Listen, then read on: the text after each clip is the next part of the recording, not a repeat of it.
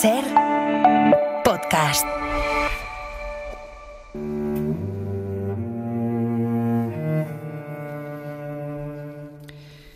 Quizás se deba solo al desdén con que la rutina despacha los días, pero El Rincón y la Esquina cree que ha llegado el día de desagraviar a uno de los grandes olvidados, el prefijo des. Qué poquita publicidad se le ha hecho. Aquí no ha venido ni una mala televisión, ni un mal paparazzi, con tantos programas basura que hay. Y ninguno se ha dignado venir, no sé, a hacerme una entrevista a mí, por ejemplo.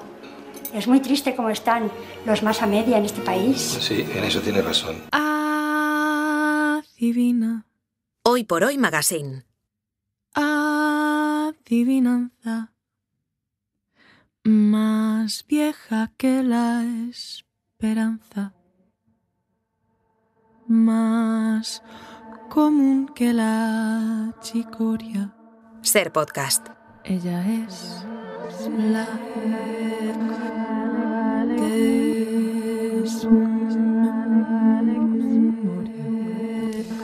Marta Sanz, buenos días.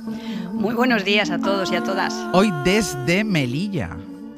Efectivamente, desde Melilla, aquí con el equipo de Toñi Ramos, encantada, y en un congreso de novela negra. Y es una ciudad maravillosa, además, ¿eh? Es una ciudad maravillosa, es una ciudad que mucha gente no se espera lo que hay en Melilla. El modernismo de Melilla es una cosa completamente espectacular, y luego es una ciudad con una luz especialísima, aunque ayer nos pilló nublado, hay que decir. Vale. Pues mira, desde el modernismo de Melilla al modernismo de Barcelona, Manuel Delgado, buenos días. Hola, buenos días. ¿Qué tal? ¿Todo bien? Aquí no puedo compararse esto con Melilla, pero en fin, me conforma, ¿eh? De todas formas, mira, no sé si lo tengo tan claro como, pero bueno, lo voy a decir. Yo creo que Melilla es después de Barcelona, la ciudad que tiene más edificios modernistas de España. Me parece. Oye, esto no era ningún desdén. No. Palabra, o sea, no sé, no se me ocurrió. Ahora seguramente he sido injusto, porque Barcelona, Melilla... Hay una ciudad universal que continúa una en otra y que en el fondo tiende a confundirse. O sea que muy bien, Melilla. Pues Melilla y Barcelona... La cima de la valla. Pero bueno, no vamos tampoco a poner ahora... Que no es un pequeño matiz, ¿eh? Pero bueno. Venga, vamos a ver cómo afrontamos un tema como el que queremos abordar hoy, que así de primeras puede desmotivar a algunos de nuestros oyentes, y es la importancia en nuestras vidas del prefijo des. Marta ha sido la inductora, ella propuso este tema para El Rincón y la Esquina de hoy, o sea que Marta, empieza tú para empezar a ubicarnos. Bueno, yo creo que necesitamos hacer un desagravio. Las palabras de Chus Lampreave al comienzo del programa han sido claras. Los más media tienen muy olvidado al prefijo des y otros prefijos. Y a mí, pues bueno, yo os tengo que confesar que le tengo mucha simpatía a este prefijo desde que daba clases de español como lengua extranjera. Entonces, si consultáis, como siempre, ese punto de referencia nuestro, que es la Real Academia de la Lengua, veréis que el prefijo des en español pues puede ser un modo de negar el término al que se afija, ¿no? Por ejemplo, desenchufado quiere decir pues no enchufado. Entonces ese significado es muy interesante, sobre todo en la época esta del pensamiento positivo, que parece que está siempre muy mal visto decir que no, que ni de coña, que ni hablar, que ni por asomo. Pero a mí el significado que me interesa y que me gustaría reflexionar sobre ello en voz alta con vosotros esta mañana es el de desarrollar a la inversa una acción, deshacer, desenamorarse, destapar, y a mí es que me resulta muy sugerente este sentido de des, porque no es ni positivo ni negativo en sí mismo, pero nos coloca en esa pista de que en el lenguaje estamos a veces dando la vuelta al significado de las palabras como un calcetín, podemos rebobinar, y creo que la morfología va mucho de eso, ¿no? Como pegamos y despegamos elementos a otros elementos por delante, por detrás, hacemos centauras, hacemos monstruas, y ahí comprobamos que el lenguaje es un cuerpo en permanente metamorfosis, en permanente evolución, y llegamos al lugar de las familias de palabras, ¿no? Cabra, cabrito, cabrón, encabritarse, cabrillas, o amoral, desmoralizar, desmoralizarse, inmoral, el inmoralista de André Gide, y nos podemos podemos hacer preguntas súper interesantes, ¿no? ¿Por qué decimos desmemoria en lugar de a memoria o sin memoria? Y seguramente ahí es porque tenemos la idea de que la memoria siempre es un proceso, un relato, una construcción. O sea que en definitiva la morfología es un Tetris en el que encajamos unas piezas con otras y las posibilidades de encajar o no abren preguntas muy, muy interesantes sobre los significados. ¿Por qué decimos descrédito y sin embargo hablamos de incredulidad? Sí. ¿Qué significaría si dijéramos descredulidad o el incrédito, que es una palabra que nos deberíamos plantear su existencia futura? Entonces, con estos juegos aprendemos cosas y el que mejor sabía esto era efectivamente Julio Cortázar, con esta invención maravillosa de los glíglicos, que también practicaba muy bien un poeta que le gusta mucho, creo, a Manuel, que es Oliverio Girondo. Pues mira, para darle el primer gusto a Marta, vamos a escuchar a Julio Cortázar leyendo un fragmento del capítulo 68 de Rayuela, justo donde el escritor juega con el glíglico para evocar una escena erótica. Apenas él le amalaba el noema, a ella se le agolpaba el clémiso y caían en hidromurias, en salvajes ambonios, en sus talos exasperantes. Cada vez que él procuraba relamar las 5 pelusas, se enredaba en un grimado quejumbroso y tenía que emulsionarse de cara al nóvalo. Venga, Manuel, vamos contigo. Probablemente tú nunca pensaste que un día serías convocado para hablar del prefijo des, pero hoy es el día, aquí estamos. Bueno, antes que nada, que de pronto cuando ha dicho Marta lo de los cursos de español para extranjeros, me ha venido a la cabeza una película en que Tony LeBlanc se matricula en uno de estos y tiene un éxito tremendo cuando le dice el profesor, diga usted pajarito. Y claro, Tony LeBlanc, hostia, la borda.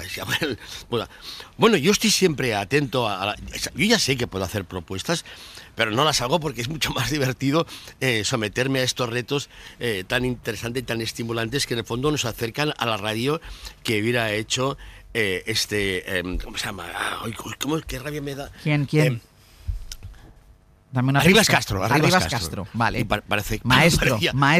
Sí, pero sí. Vamos cada más en esta línea surrealista. Sí. Esto me entusiasma y me divierte, ¿no? Y en este caso, pues hombre, pues yo qué sé, venga, va, digamos, hablemos de palabras que empiezan por 10. Yo como no conocía cuál era el registro que iba a desarrollar Marta, que era la proponente, sí. Pues de hecho voy a elegir un montoncito, digamos un puñado de palabras que empiezan por D y que pueden ser ilustrativas. Es que yo creo que podemos hacer eso, también además para ubicar a los oyentes, que queremos su participación. Dime. Yo, digamos, tengo que proponer algo, propongo las palabras que caben en on. Por ejemplo, camión.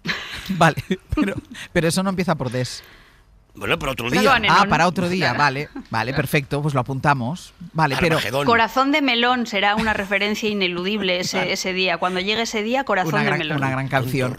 Venga, empecemos por las palabras que empiezan por des. Empieza tú, Manuel, venga, porque Marta ha dicho unas cuantas ya en su intervención. Hombre, pues así, digamos, de verdad casi prácticamente al azar. La primera, porque es un tema de triste actualidad, desahucio. ¿Sabes que leía que en Cataluña en 2024 se ejecutaron 7.381 expulsiones de gente de su casa? Y también hay cosas que empiezan por algunos sinónimos, por ejemplo, desalojo, ¿no? Que también está emparentada y que es negación del alojo, digo yo. Igual que desahucio también tiene que ver con enfermos terminales que no tienen esperanza y todos están desahuciados, no tienen sin esperanza, ¿no? También hay una empresa, hay una asociación benéfica que se dedica a echar gente de su casa, que es Desocupa, a quien saludo con todo el cariño, de ver si nos vemos en la calle. Bueno, a mí lo que me parece interesante es el lenguaje jurídico policial para hablar de desahucios o desalojos. Y les llaman lanzamiento. Sí. Claro, no se sabe bien exactamente qué es lo que lanzan, pero quiero entender que es como de pronto lanzar gente, digamos, a la puta calle por la patilla. Y me venía a la cabeza justamente un lanzamiento de estos, que es el de la serie Antidisturbios, en el que, en efecto, uno se pregunta, hostia, qué trabajo, ¿no? Mira, Antidisturbios, serie creada por Isabel Peña y Rodrigo Sorogoyen. Mariana Gallego Ruiz, Roberto Ávila Martos, ¿están aquí? Sí, aquí están. Buenos días. Tenemos una orden del juez Fernando Contreras para desalojar este piso, imagino que estaban al tanto. Sí. Hola, soy Ana. ¿Usted? Hola, Ana, encantado. Lo siento, pero no le puedo decir mi nombre. Ya. Necesito que le diga a sus compañeros que vayan saliendo. Pero es que eso no va a pasar, porque este desahucio ahora mismo no es legal. El banco les va a dar un mes más, se lo dijo su abogado. Escúchela, por favor. Entonces el problema lo tienen con el banco y no conmigo. Pero a quien tengo yo delante de mí ahora mismo es a usted, no al banco. Y tengo cara de banquero. Mira, la verdad es que no tiene cara de buena gente. Desahucio, la primera palabra que ha propuesto Manuel. Queremos escuchar también las palabras que ustedes nos quieren proponer, empezando por ese prefijo des, 900 100 800. Vamos a hacer una pausa y a la vuelta seguimos con este juego. Hoy por Hoy Magazine.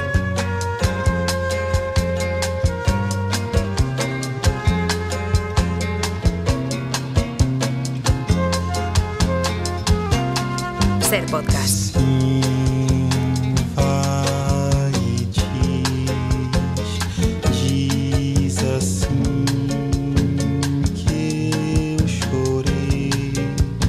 Saben que el Rincón y la Esquina se atreve con todo, con puntos suspensivos, con paréntesis, con etcéteras, con prefijos. Hoy Marta Sanz y Manuel Delgado están profundizando en el prefijo des y han salido algunas palabras que lo contienen: deshacer, desligar, desmoronarse, desmoralizarse, despegar, desmemoria, descrédito, desahucio, que es la última propuesta de Manuel. Y ahora es tu turno, Marta.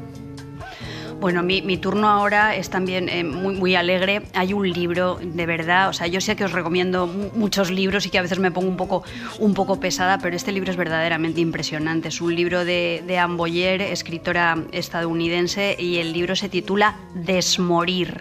Y desmorir es un desmorir, ¿eh? Sí. Es una de estas palabras que a veces quienes escribimos nos inventamos, y desmorir yo creo que hace un poco referencia en este texto a lo contrario de desvivirse, que es un verbo también muy a tener en cuenta. Muchas madres se desviven permanentemente, y también es lo contrario de morir en vida a causa de la enfermedad. Vamos a desmorir. Desmorir también lo utiliza ella un poco para hablar de esa perduración literaria, cómo escribir libros es un modo de desmorir, de desdecir la muerte. Ella describe una experiencia personal terrible. Ella enfermó con un cáncer de mama triple negativo, de estos que son terroríficos, y enfermó y fue atendida por el sistema sanitario estadounidense, donde por lo visto te hacen inmediatamente una mastectomía, a las 24 horas te mandan a casa, te dan el alta, y por supuesto ellos presuponen que te vas a querer reconstruir el pecho y todo. Entonces ella pues enumera todas las violencias, toda la precariedad, y algo muy importante que a menudo se nos olvida, que es la desatención a lo que son nuestras especificidades como mujeres, las especificidades de la fisiología femenina. Entonces, es un libro potentísimo desde el punto de vista literario. Hay verdad por todas partes. Es un libro rabioso, que va absolutamente en contra del estereotipo de los luchadores contra el cáncer y de las fórmulas de la autoayuda, que a veces son muy devastadoras. Y entonces a mí me parece un libro nervioso, verdadero, lírico, y yo se lo recomiendo a todo el mundo. Tenemos que desmorir. Pues incorporamos también esta palabra con ese prefijo desmorir. A ver, Manuel, siguiente palabra. Bueno, mira, desprecio. Que es justamente la negación del aprecio. ¿Qué es lo que tú no nos tienes, Manuel? Hombre, yo os tengo respeto. Tú nos tienes aprecio. Incluso aprecio, exacto, respeto. Yo creo que incluso aprecio, ¿no? Sí, pero yo os quiero, que no sé, que ahora qué os pasa, que es evidente. Necesitamos que nos lo digas de vez en cuando. Enamorado de vosotras, no sé, ahora que viene esta cuestión. Además, esto de respeto a todo el mundo, ustedes os aprecio. Vale. Es que hay que tener méritos para que alguien, porque desprecies algo. Yo justamente lo que quería aprovechar es para confesar un desprecio no, pero sí una hostilidad prácticamente. ¿Sabéis contra quién? Contra la gente a la que le gusta el teatro. Y tiene que ver con una película que se llama Le Mépris, El Desprecio, que es de Jean-Luc Godard, que la hace Michel Piccoli, que es un director de teatro, más bien fracasadillo, que está casado con la Brigitte Bardot, tú ya me entiendes, y recibe el encargo de hacer completar el guión de una película que está dirigiendo Fritz Lang, en fin, sí. Que es básicamente una versión de La Odisea, ¿no? Y el productor es un Bordet, un Millonetis, el Jack Palance y tal. Bueno, el caso básicamente es que Michel Piccoli le revienta tener que hacer ese trabajo porque a él lo que le gusta es el teatro. Y una cosa bastante frecuente, no digo general, no digo universal, pero frecuente, es que a la gente que le gusta el teatro no le gusta el cine. Lo desprecia. Lo desprecia. Que es lo que justamente explica la película. Gente que dices, pues me gusta mucho Spielberg. Y, sí. Oh. Dos, tres te mosqueas, porque es gente que como mucho le gusta Lars von Trier, que es un rollo que no solamente le gusta a la gente que no le gusta el cine. Entonces, confesar, yo he llevado a mis hijas al teatro porque quiero redimirlas. O sea, a ti te pasa al revés. Porque no, pero yo no les desprecio. Ah. Simplemente les detesto, que no es exactamente lo mismo. No nos sirve. Detestar no nos sirve. No, porque se las dan, no se entienden. Hombre, si hay gente que le gusta el teatro y también le gusta el cine, que no sea el de Lars von Trier y que no sea el cine intelectual, entonces ya nos podemos entender. Porque yo he llevado a mis hijas al teatro. Shakespeare, Arthur Miller, Calderón, Brecht. A ver si de una forma u otra lo mío no es hereditario, pero me cuesta. Entonces, eso también es una excusa para proponer una banda sonora, la banda sonora del Mepri, que es una de aquellas que yo tengo pensado para el día de mi sepelio, que ahora estoy pagando esto de los difuntos, que me he vuelto a hacer un seguro, porque estos son 8.000 euros que te pillan. Bueno, es otra cosa. Pero que claro, es que digamos, te hacen un entierro y te pueden tocar cualquier mierda. Y tú sabes, aquí en Cataluña te pueden tocar a la Vall del Río Vermell. Hostia, no quiero. Entonces lo que me he pedido es la banda sonora del Mepri y particularmente Georges Delerue, el tema Camille. Venga, pues vamos a ello. Oh.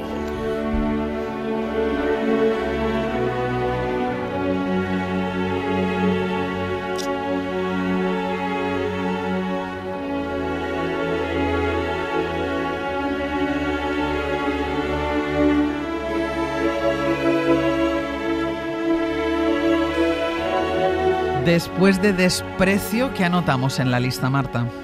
Oye, dime. No.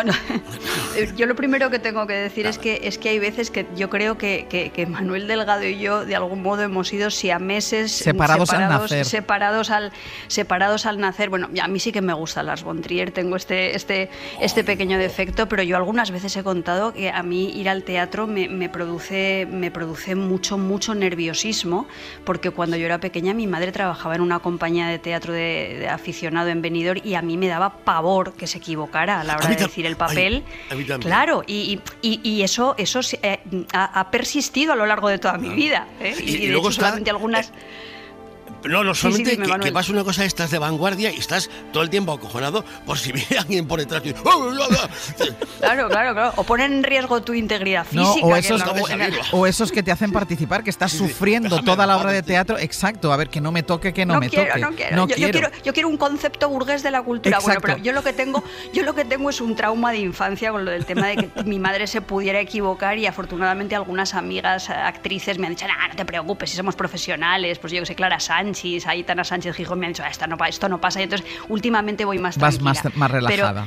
Pero entiendo muy bien lo que dice Manuel. Yo el siguiente des que quería sacar, que para mí es un des muy emocionante, es el de A desalambrar de Víctor Jara. Hombre. Porque hay algunas veces que utilizando esa forma de sabiduría popular, la sabiduría popular tiene mucho prestigio, pero también está llena de toques de conservadurismo puro, y entonces la sabiduría popular decía que no se pueden poner puertas al campo, pues no, precisamente el campo está lleno de puertas, de alambres, de vallas, de cotos, y a Víctor Jara pues la reivindicación de la tierra para todos y el cuestionamiento de la propiedad privada le costó los dedos, las manos y la vida. Hay que recordar siempre que Víctor Jara fue el cantor asesinado por la dictadura fascista de Pinochet, que alguien puso el alambre para marcar la propiedad y Jara cantó para desalambrar la tierra y borrarla, y le costó la vida. Sí. Yo pregunto a los presentes si no se han puesto a pensar que esta tierra es de nosotros y no del que tenga más.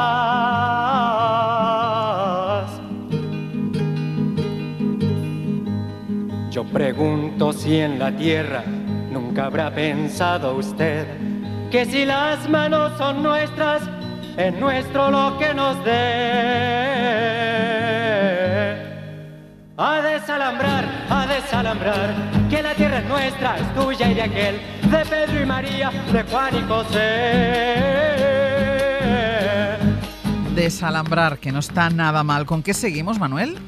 Mira, yo había pensado ahora hablar de otro ejemplo que es que es disturbio. Pero he dicho, lo disturbio no empieza claro, por no des. empieza por des. Y pensaba hacerme el loco y digo, a ver si cuela y no se dan cuenta. Nos hubiéramos dado cuenta, ¿eh? Sí, entonces he buscado alternativas. Por ejemplo, pues destrozar, ¿no? Destruir, ¿no? Y tiene que ver con un tema que seguramente que desde los medios aparece reflejado y que de los que somos conscientes, que es que tú montas una manifestación pacífica por cualquier tema y siempre tiene que haber quienes la jodan y que de pronto se pongan a romper cosas. Esto lo sabemos. Es lo que vosotros los medios llamáis grupos violentos, ¿no? Y que además los organizadores siempre se desvinculan de ellos, ¿no? Y no, esto no tiene que ver nada con nosotros. Mira, desvinculan. Se desvinculan. Sí. Esto es lo que me gusta de este espacio. Bueno, el tema es que, bueno, solamente una anécdota. Ahora ya, digamos, esto ya está fuera del tema de los plazos legales y por tanto ya no me puede afectar, pero durante una época... O sea, vas a contar otro delito tuyo que ha prescrito. Sí, que prescrito. Este es fuera del 2005, que fue cuando asaltemos, me encanta esta forma verbal, que no se emplea bastante, asaltemos el liceo para reclamar su conversión en chiquipar con piscinas de bolas, ¿sabes? O sea, tanta ópera, ¿para qué tanta ópera? Y estuvo bien y tal, y fue muy bonito, y hemos en plena representación, ¿sabes? Y lo interesante es que, bueno, intentamos difundir, porque creemos que era un acto espectacular y tal, y llamamos a televisión. ¿Y sabéis lo que nos preguntaban? ¿Qué? ¿Ha habido destrozos? Porque si no ha habido destrozos... No mandamos una cámara. No, ni mandamos una cámara ni sale en ningún sitio. Entonces, claro, no sé si me entiendes, ¿no? Y de pronto me venía a la cabeza una película que se llama La batalla de Seattle, que habla de lo que fue la primera gran movilización antiglobalización a finales de los años 90, porque fue el año 99, en que la película aparece una escena que justamente habla de esto. Hay unos manifestantes buenos, porque esto es como las películas de indios, los manifestantes buenos, que son los que dicen, hostia, no a la violencia, tal. Y los violentos, que son los que van tapados y tal, que son los que la lían y a los que, en efecto, todos condenamos. Pero hay una conversación que tiene que ver con lo que estoy diciendo. Claro, los buenos le dicen, oye, nos estás jodiendo. No dice así, ya lo oiremos. Dice, oye, nos estás jodiendo porque estás desprestigiando nuestra movilización. Y el otro, el violento, le dice, oye, mira, lo que te dé la gana, ¿vale? Pero si estos días se recuerdan, será por nosotros, no por ti. Pues mira, vamos a escucharlo. La batalla de Seattle, el título del año 2007, con Charlize Theron, Woody Harrelson y Ray Liotta en el reparto. Estuvierais quietecitos por un día. No te prometí nada. Yo no me meto con tus métodos. Respeta los míos. Nuestro mensaje es tan válido como vuestro. Está la cara, coño, y únete a nosotros. Vosotros no me jodas.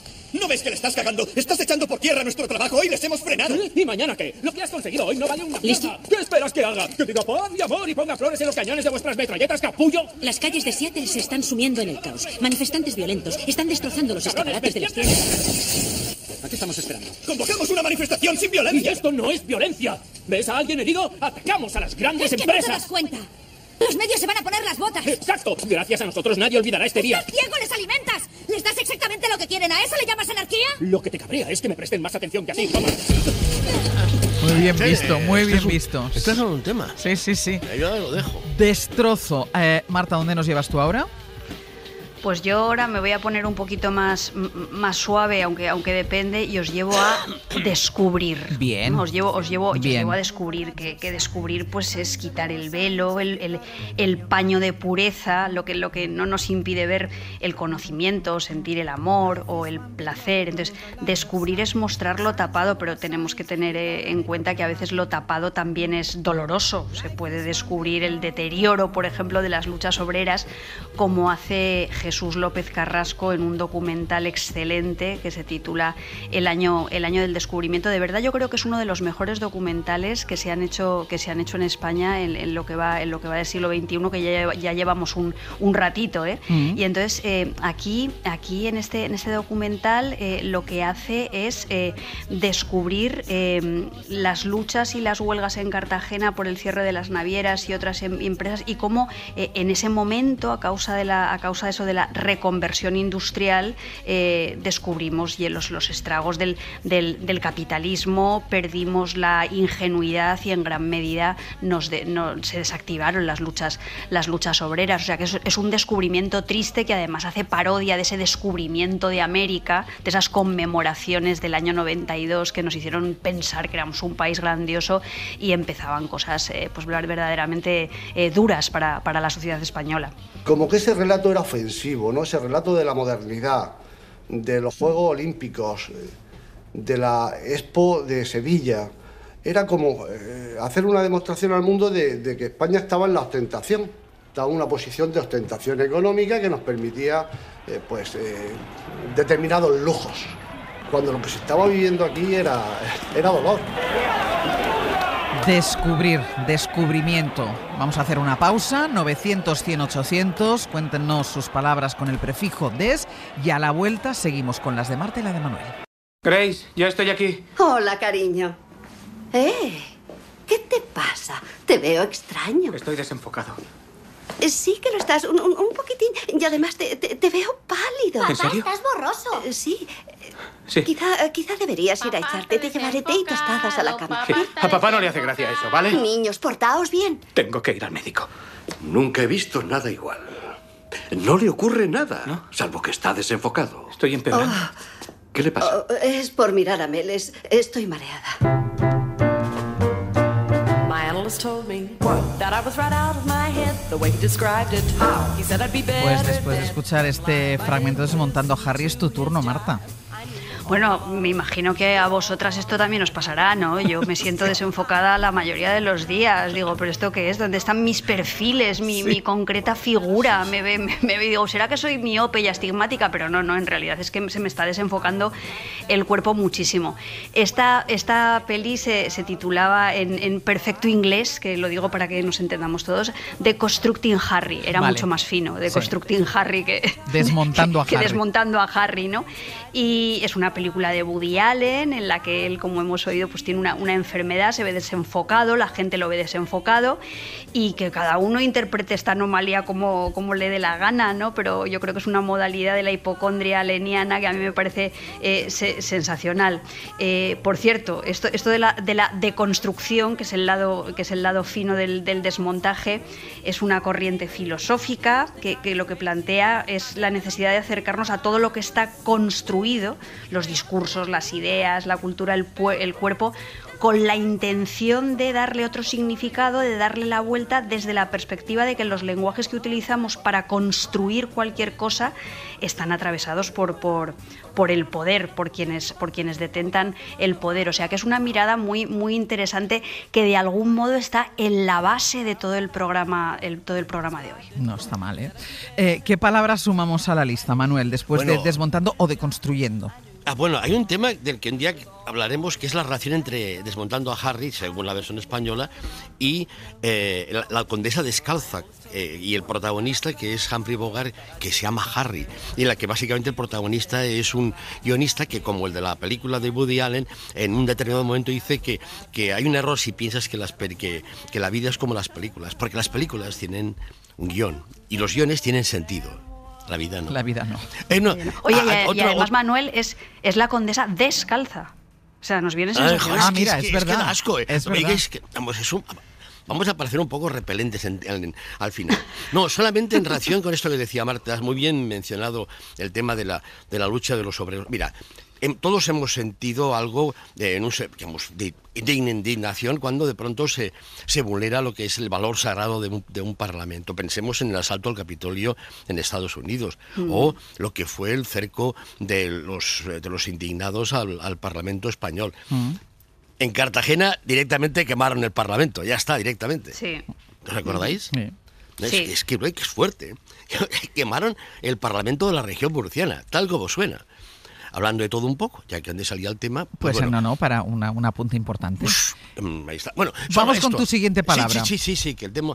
Mi siguiente palabra es desconocer, que tiene mala reputación, pero que yo quisiera defender, ¿no? Porque en el fondo, a ver, ¿estamos seguros de que los medios de comunicación tienen como objetivo que conozcamos la verdad? La historia, las ciencias, incluso la religión, tiene la pretensión de que accedamos al conocimiento. Oye, ¿estamos seguros de que queremos saber qué ha pasado con el apagón? Oye, yo no lo sé si nos interesa. O sea, que es mejor el desconocimiento. Yo es lo que estoy diciendo, es que esto de que el poder ha de ser transparente, el poder ha de ser oculto, secreto, misterioso y nada, y opaco completamente. Si no lo quiero saber tú. Y yo no quiero saber cómo funcionan las cosas porque no lo soportaría. Es decir, oye, entonces, de pronto, en esa defensa del desconocimiento se me ha ocurrido una película genial de Jacques Tourneur, que es una que se llama La noche del demonio, que es una historia, un parapsicólogo que tiene relaciones más bien inquietantes con entidades no exactamente humanas y poderes y tal. Al final hay un avatar, el parapsicólogo perverso muere víctima de sus propios vínculos, digamos, anómalos, y entonces el protagonista, que es Dan Andrews y su novia, la atropella un tren que no es un tren, sino que es un demonio. Pero es igual, que mira la película, que está en Filmin, obviamente. Pero entonces de pronto él dice, voy a ver qué ha pasado. Y ella le dice, no vayas, es mejor no saber.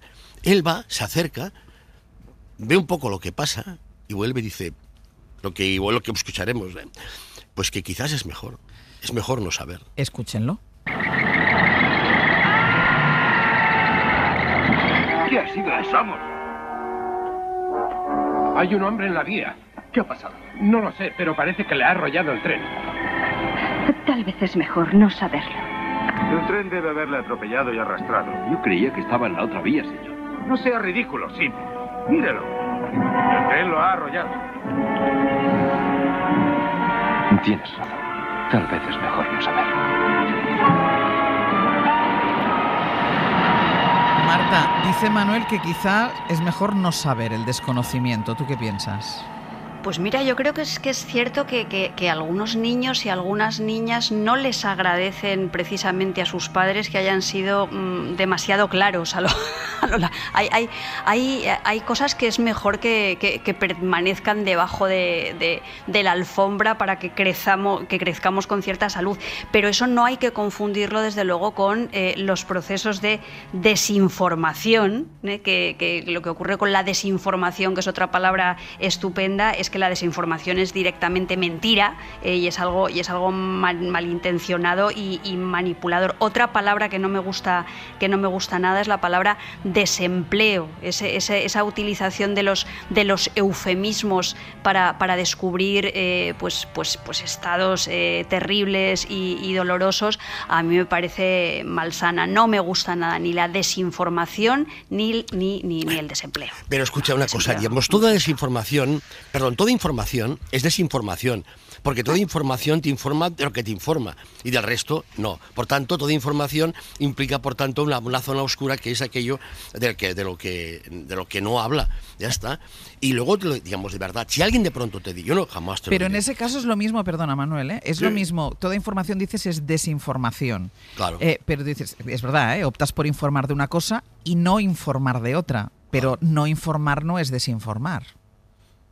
Pero es que, a ver, lo que digo es que es imposible. Yo ya sé que en vuestros medios, oigo esto de, tiene toda la información. Y digo, esto es imposible, que alguien toda la información reventaría, no lo soportaría, saldría la información por los oídos. Las orejas. Oye, mira, es una cosa que nunca os diré, que es, ¿quieres que te diga la verdad? Porque si alguien te dice, ¿quieres que te diga la verdad? Hostia, has jodido, porque te va a doler. Mira, déjame que escuchemos a un par de oyentes, luego seguimos con las palabras de Marta y Manuel. La primera lleva el prefijo en su propio nombre porque se llama Desamparados, que nos llama desde Valencia. Desamparados, ¿qué tal? Muy buenos días. Hola Ángel, buenos días. Claro, digo, tú llevas el prefijo en tu propio nombre. Fíjate, es la palabra que me ha marcado toda la vida. ¿Y cómo te llaman habitualmente? Desa. Desa. Sí, más cortito. Vale. Y bueno, mi madre me puso el nombre porque nací por la Virgen de los Desamparados. Sí. Y claro, antes era como si nacías ese día, pues tenías que hacerle un favor a la Virgen y ponerle el nombre del santo. Y a ti nada, me pusieron Desamparados. Desamparados, y llevas el prefijo des toda la vida arrastrándolo. Sí. incluso con el diminutivo, de esa.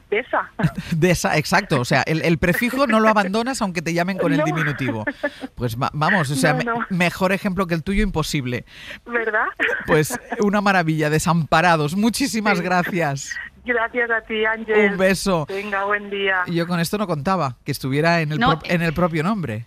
Hemos hecho el programa para ella, tiene sentido. Sí. Por no hablar de la gente que se llama Desdémona. Claro, también. Bueno. Que es lo contrario de la mónada. que es lo contrario de la Desdémona, de Démona. María José, desde Tarragona, muy buenos días. Hola, buenos días, Ángeles. ¿Qué tal? Cuéntanos. Mira, yo os cuento una cosa de desubicación total. Un día estaba en el aeropuerto de Madrid, que yo cogía un par de veces a la semana el puente aéreo, y era aquello que te subías en un autobús y te llevaban al avión. Sí. Y entonces, bueno, me subí en un autobús que evidentemente no era el mío. Y llegué al avión, y claro, los aviones transoceánicos antes no eran como los de ahora, que tienen unos asientos espectaculares y tal, eran un poco mejores, pero tampoco lo vi yo muy allá.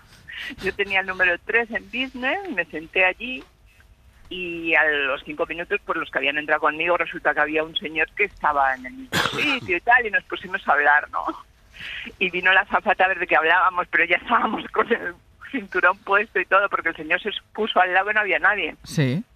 Entonces me dice la señora, la azafata, ¿cómo que tenéis el mismo número? Darme los tickets y tal. Y dice, ¿y usted dónde va? Digo, yo a Barcelona. Y dice, ¿qué hace aquí? Digo, pues no, he venido en autobús.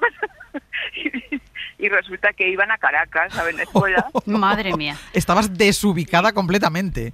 Totalmente. Y entonces ya se lió una, porque claro, ya habían cerrado las puertas de la iglesia y todo. Vino el comandante y me dijo, señora, ¿usted tiene pasaporte? Digo, no, lo tengo en casa. que por eso no me llevaron, que si no, me voy allí. Y entonces el lió una me decía el señor, usted no puede estar aquí. Digo, usted dígame otra cosa, pero que no puedo estar aquí, no me lo diga porque estoy. Claro. ¿No me ve? Claro. Estoy un poco desubicada, pero estoy. Estoy. Pues y ya a partir de aquel día, bueno, cuando llegué a casa metí el pasaporte en el bolso y cada vez que me cambio de bolso vas con el pasaporte. Pues María José, muchísimas gracias por contarnos tu desubicación. Gracias. Vale, hasta luego. Pues un poco más y aterriza en Caracas. Mira, claro, mejor que no llevara pasaporte, en realidad. No, claro, porque si no, para adelante que tira. Para seguir abriendo vías de desarrollo del tema, otra película, Sinué el egipcio. ¿Qué más pides de mí? Por ti he desobedecido al faraón, he deshonrado a mi familia, me he rebajado. ¿Por qué has rehusado decirme que tu padre tiene una hermosa casa en el puerto? No puedo darte lo que no es mío, Nefer. Y que ha comprado y construido para su esposa y para sí mismo una espléndida tumba en la ciudad de los muertos. Eso es pedirme que robe a mis padres la inmortalidad. No te pido nada, pero si haces eso por mí, te enseñaré a cambio la perfección del amor. Esta es petición tuya, Marta.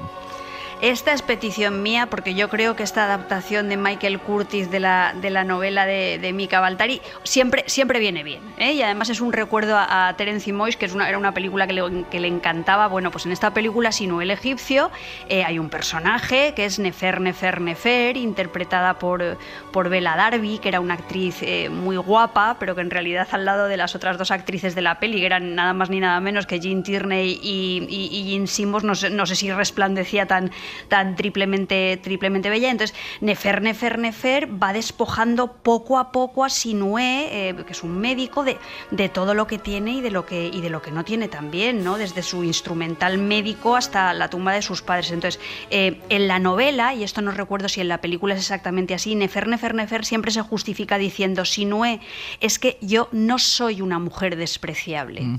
Y le va pidiendo. Entonces a mí me encanta porque aquí lo despreciable tiene dos acepciones, ¿no? Por una parte esta mujer reivindica su derecho a ser apreciada, muy, muy apreciada, apreciadísima, y a que el aprecio que se siente por ella se traduzca en precio. En precio, en dinero. Y entonces, en este sentido, pues el precio que tiene Nefer es exorbitante. Y Manuel, ¿tú algo que decir sobre lo despreciable?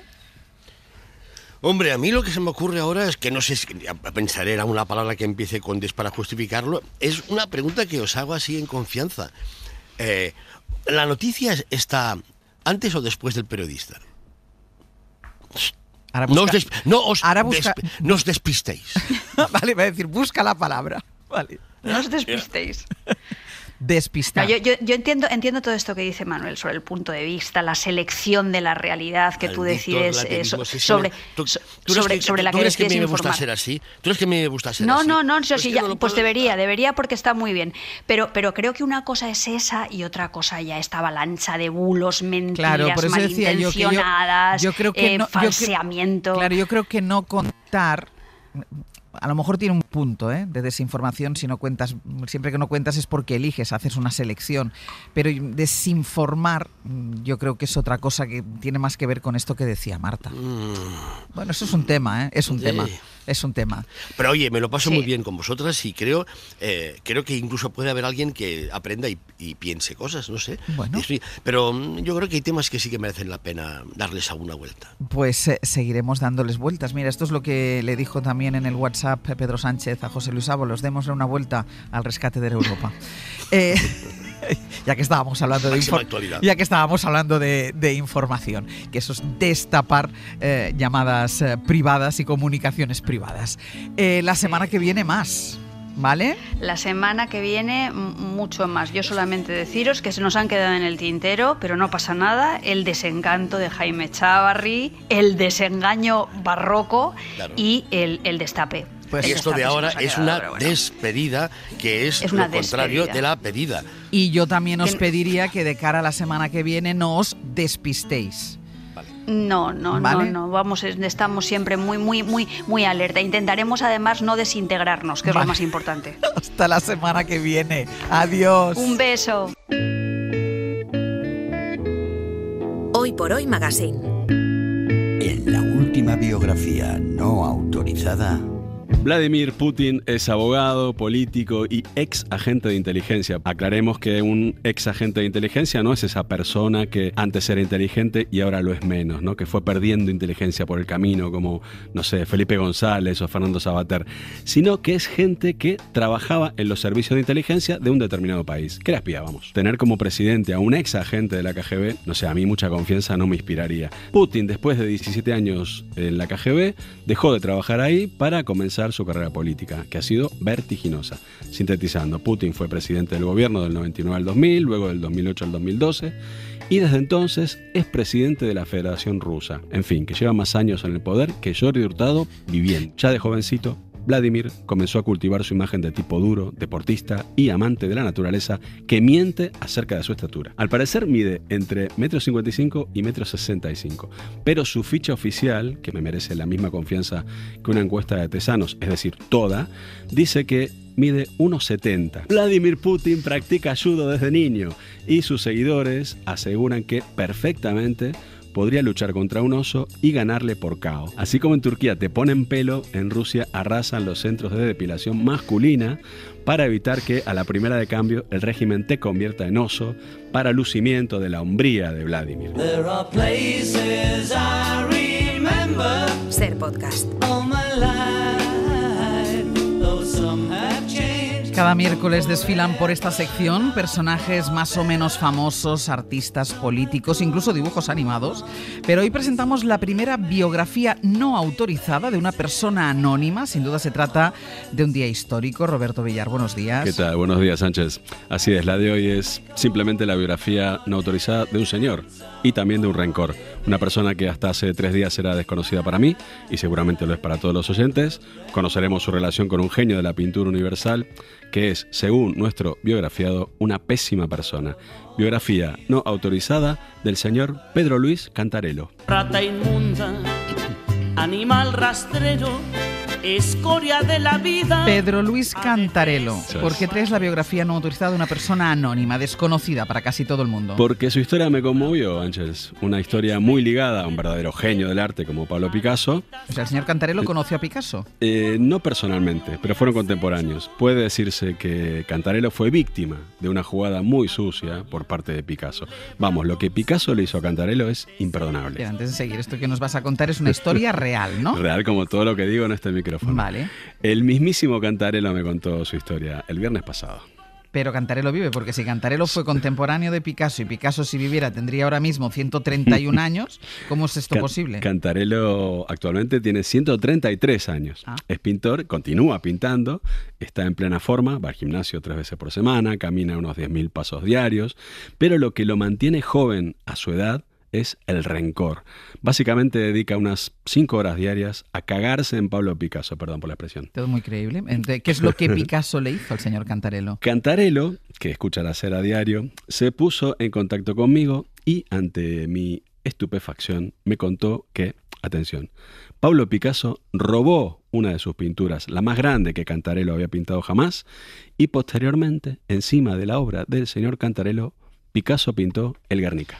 A ver, que debajo del Guernica de Picasso hay una pintura del señor Cantarelo. Sí, no sé de qué me río, pero sí, así es. Esta información le va a interesar mucho a Pablo Ortiz de Zárate, seguramente. Llorando, Cantarelo me confesó que Picasso le hizo mucho daño, artísticamente hablando. A Cantarelo le parece muy bien que si Picasso quiere pintar un cuadro grande, en blanco y negro, sobre la guerra civil, que lo haga, pero no lo pintes encima del cuadro de Cantarelo, que era una pintura muy bonita, festiva, bucólica, con florecillas de colores, cervatillos sonrientes. Claro, yo ahí le doy un poco la razón al señor Cantarelo, eso no se hace. Como para no dársela. Claro. Lo cierto es que Picasso era un genio, ¿vale? Pero a nivel personal ya teníamos muchas pruebas que nos indicaban que dejaba bastante que desear. Y ahora nos enteramos de esto que le hizo al pobre Cantarelo, que después de meses de trabajo tenía su cuadro acabado, cuadro que por cierto se llamaba Si estás triste, no estés triste, así con signos de admiración. El cuadro de Cantarelo recién terminado estaba en su estudio y resulta que un buen día Cantarelo va al estudio y el cuadro había desaparecido. Pero ¿cómo sabe el señor Cantarelo que fue Picasso el que le robó el cuadro? Ahí, pues por un tal Manuel Cepeda del Barco, otro anónimo, vecino del estudio de Cantarelo, que vio cómo el propio Picasso, en mitad de la noche y encapuchado, entraba en el taller de Cantarelo y con mucha dificultad se llevaba la pintura de grandes dimensiones, la metía en una furgoneta y huía del lugar. Cepeda del Barco, el vecino, le dijo a Cantarelo lo siguiente, abro comillas: a pesar de la oscuridad de la noche, pude ver cómo el ladrón que se movía en las sombras, con aires de artista mundialmente consagrado y que sin duda no trataba bien a sus parejas femeninas, entraba en tu estudio y se llevaba tu pintura. Bueno, pero ¿cómo es posible que en la oscuridad pudiera ver que el ladrón encapuchado además era un artista de fama mundial que no trataba bien a sus parejas? Al parecer, Cepeda del Barco era muy observador. Bueno, eso lo explica todo. Esa misma noche, Picasso, sobre ese canto a la alegría de vivir y a los colorines, que era la pintura de Cantarelo, pinta el Guernica. Y Cantarelo, con sus propios ojos, semanas más tarde, ve el Guernica en la Exposición Internacional de 1937, celebrada en París. Allí comprueba que, donde antes estaba su cervatillo sonriente, Picasso había plantado una cara de un caballo gritando. Donde antes había una margarita de colores, ahora lucía un cacho de brazo cortado. Donde antes un bonito pajarillo decía pío, ahora había una bombilla iluminando no sé qué. Porque, como me dijo un doloridísimo Cantarelo, ese cuadro de Picasso es todavía más oscuro que el alma de Picasso. Pero el señor Cantarelo no intentó en su momento hablar con Picasso para aclararlo todo. No lo intentó porque el señor Cantarelo siempre fue un hombre de principios y Picasso vivía en el barrio cubista. Cantarelo odia al cubismo y a los cubistas, entonces nunca se acercó por ahí. Y menos mal, porque habría sido capaz de cometer una locura. Vamos a escuchar al propio Cantarelo contarme lo que podría haber llegado a ocurrir si en un determinado momento se hubiera encontrado con Picasso. El ruido de ambiente que se aprecia en la grabación es del bar Pirulo, a quien le agradezco, donde hice la entrevista. Por favor, Marcos. Es así como se lo estoy contando, Roberto. Debajo del maldito Guernica estoy yo. Está mi obra titulada Si estás triste, no estés triste, que es un canto a la vida. Y si tuviera delante de mí al maldito Picasso, que lo siento mucho porque la haya palmado, pero si lo tuviera cara a cara, le diría: Pablo Ruiz Picasso, te reto a duelo. Y le ganaría, seguro, porque soy el pincel más rápido del oeste. Te libras de que te mate porque ya estás muerto, Picasso. Cabrón. Cabrón. Qué suerte que ya esté muerto.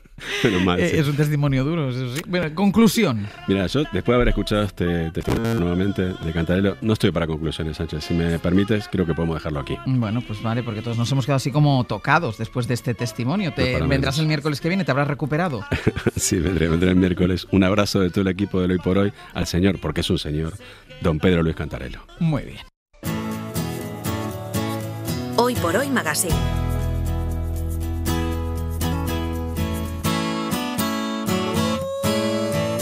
Ser Podcast. ¿Cuántas son las cosas que yo aprendí? Muchas las que hicimos, muchas más que hacer, pero lo más importante y serio fue pasarlo bien. Escurrí los corazones. Es el momento de conjugar un tiempo en el que pasó algo que nos marcaría desde entonces hasta ahora, de escuchar a los protagonistas, los motivos y las circunstancias en las que tuvo lugar. Este es nuestro pretérito pluscuamperfecto y lo conjugamos con la ayuda de Ana Uslé. Ana, hola. Hola, Ángels. Siempre solemos elegir una fecha y un lugar para comenzar. Sí, el día al que llegaremos es el 5 de julio de 1985, hace 40 años. El lugar, el Código Penal. Ninguna mujer va a sufrir o va a tener que afrontar consecuencias penales por el hecho de haber abortado. Esta ley, calificada de pacata por los más progresistas y de inmoral por una parte de los médicos y algunos sectores sociales, autorizaba la interrupción del embarazo en 3 supuestos: riesgo para la salud física o psíquica de la madre, violación y malformaciones en el feto.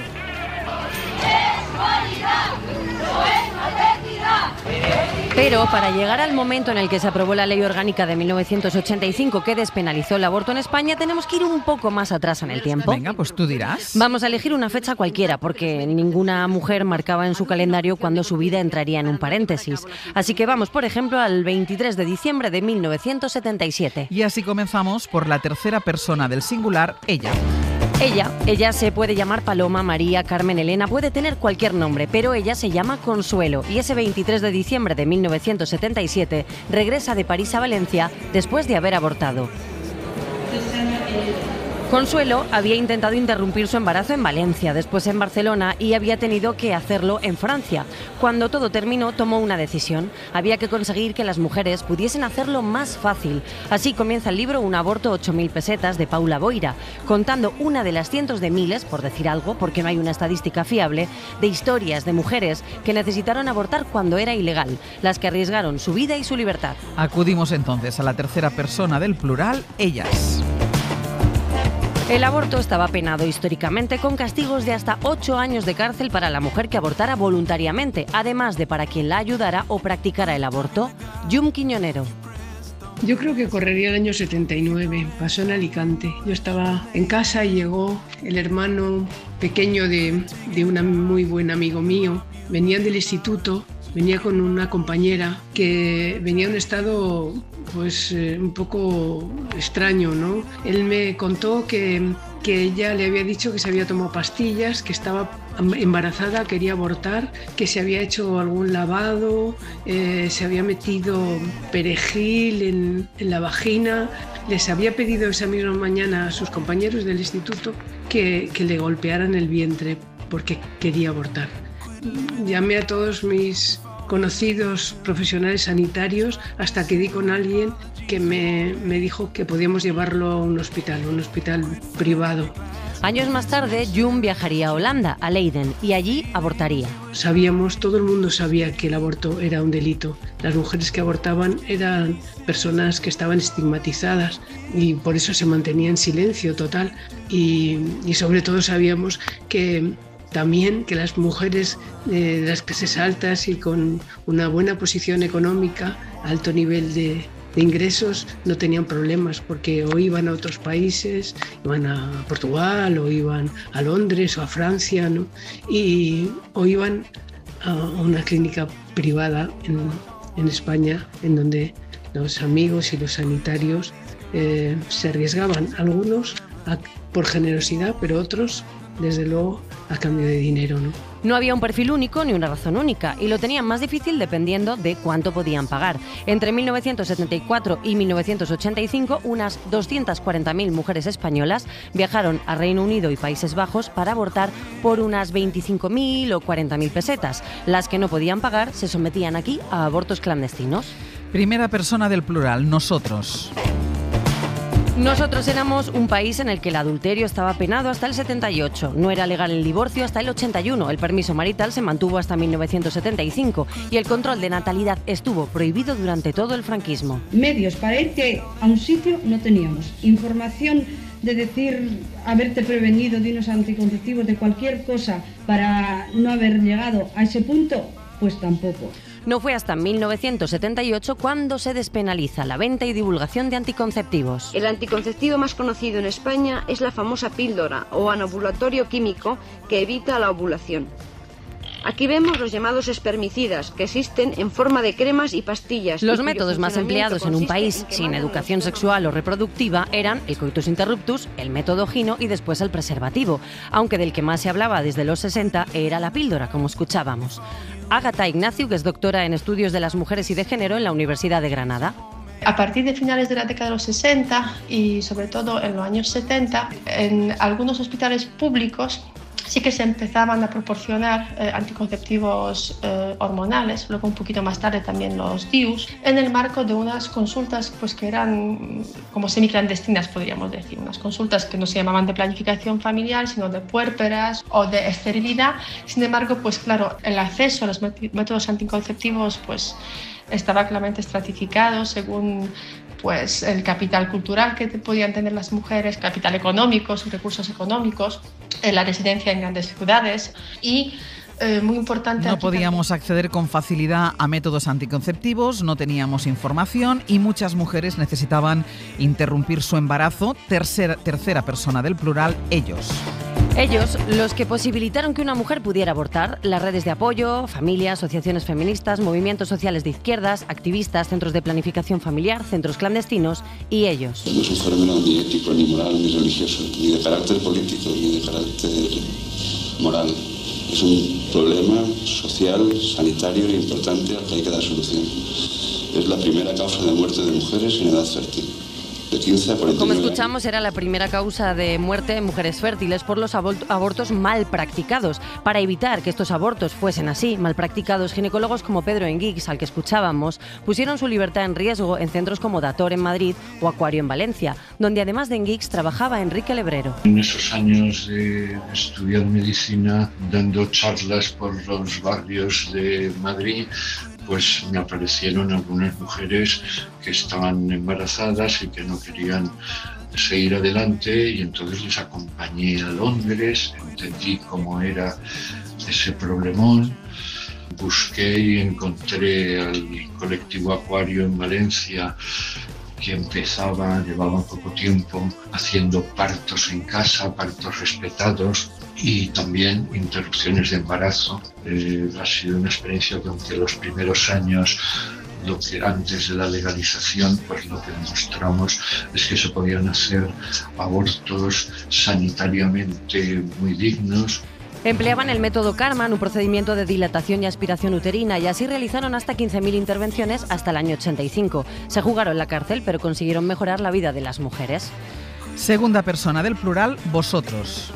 Vosotros quizás recordéis o debáis buscar quiénes fueron las 11 de Basauri. ¡No más juicios! ¡Por aborto! Fue el caso que movilizó a la sociedad, que consiguió que se tomaran las calles, el de las 11 mujeres y un hombre de Basauri, Vizcaya, que fueron detenidas en el 76 y juzgadas hasta el 85 por haber abortado o querido abortar. Y el que no tiene dinero a lo mejor tiene más necesidad de abortar porque no puede mantener un hijo. Eso no puede abortar y se Era un problema social que salió de las casas y la clandestinidad y comenzó a hablarse en la calle, a gritarse hasta conseguir un avance, la ley de julio del 85. Proceder a la despenalización de la interrupción del embarazo en estos supuestos, no cabe duda de que se cumple una ley que lo despenalizó en 3 supuestos. Un grave peligro para la vida o la salud física o psíquica de la embarazada en caso de violación o si el feto va a nacer con graves taras físicas o psíquicas, textualmente y dentro de unos plazos. Una legalidad que casi exige 2 actos heroicos es una legalidad muy dura. Casi un acto heroico. Este fragmento de informe semanal, en ese momento, explica muy bien cómo poco cambió. Era un acto heroico aún así. La ley solo resolvió el 3% de los casos. Segunda persona del singular, tú. Tú, que convives con el silencio. Paula Boira, nacida en el año 96, reconoce no haber escuchado la palabra aborto en el colegio o en casa. Ha querido escribir ese silencio en su libro Un aborto, 8.000 pesetas. Yo lo he visto sobre todo en las historias de las mujeres que me contaron a mí que han abortado, porque muchas de ellas era la primera vez que lo decían en voz alta. No lo habían contado a sus maridos, no lo habían contado a sus hijos, no lo habían contado a sus amigas incluso, y me llamaban muchas veces por la noche. A las 11 de la noche recibía llamadas de esas mujeres, supongo que en momentos en los que se quedaban solas, para confesarlo, ¿no? De decirme, mira, yo aborté y te quiero contar esta historia. Lo curioso también es que ese yo aborté siempre iba acompañado de una justificación, de un porqué. Yo aborté porque era muy joven, yo aborté porque no tenía dinero, yo aborté porque mi hijo venía mal. No tenemos esa concepción todavía de que abortar porque no quieres tener hijos o abortar porque sí, no tenemos que justificarlo, ¿no? Ese libro que ha escrito Paula, te decía, comienza con la historia de Consuelo, que se baja del avión después de abortar en París, prometiéndose cambiar las cosas. Pues así, en primera persona, saludamos a Consuelo Català. ¿Qué tal? Buenos días. Buenos días. Tú hiciste esa promesa en 1977, al tener que abortar fuera de España, esa promesa de ayudar a otras mujeres a hacerlo de manera segura y en España. ¿Cómo lo conseguiste?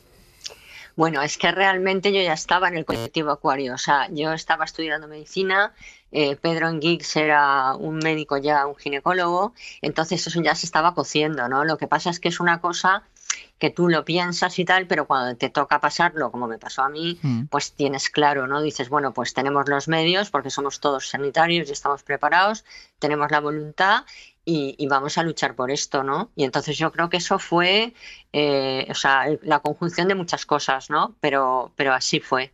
¿Era un problema nacional de salud que no se quería ver? Por supuesto, o sea, quiero decir, nosotros luego...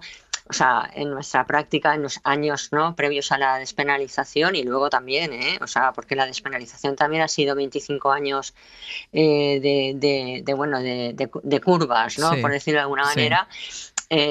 Sí, eso no se quería, o sea, es que era un problema de salud, como ha dicho Pedro, ¿no?, pero se planteaba como un problema ideológico y cada uno en su posición y punto, y el que podía, pues lo mantenía, ¿no?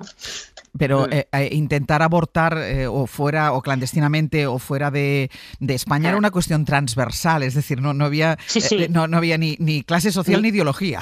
Ninguna, ni perfil de mujer ni nada, o sea, desde la más alta alcurnia, por decirlo de alguna manera, hasta, bueno, la gente con menos recursos, sí, por supuesto. Claro, ahí la diferencia quizá, Consuelo, es que la más alta alcurnia podía pagarse salir fuera de España y la que no tenía recursos tenía que acudir a la clandestinidad.